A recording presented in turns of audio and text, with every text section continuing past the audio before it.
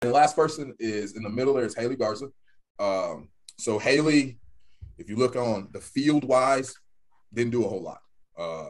But Hailey and Bailey graduated in the same year, which I'll even show you guys this. So in order to get actually on the desk, you got to be really personal to get on the desk. So Hailey and Bailey are actually on my desk.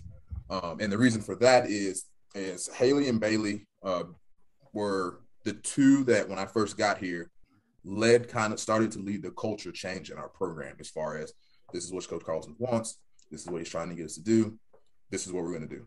And they kind of rallied the locker room and the rest of the team into starting to try and go the direction that we're going now, as far as getting the kids in that we want, starting to do things, from a weight room standpoint and start to tie everything in. Those two really started to lead the charge.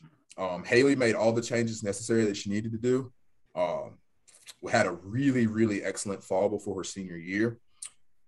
Before her senior year in the spring, she got a concussion before opening weekend. So she was out for opening weekend, came back, started to play really well. She had 3 hits in 3 games in the opening conference series. And the last game of that series, she blew out her Achilles.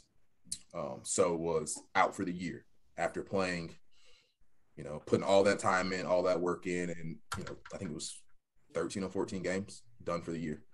So there's an article on my WordPress that I had Hailey write that talked about putting all that time and all that effort in and then having it all taken away from you and being a good teammate and being someone that's obviously upset, but not going to just wear it and bring down the whole team or the program because you're not playing. So Hailey's on the wall because she helped start to lead the culture shift and because she's the best teammate that I have ever been around.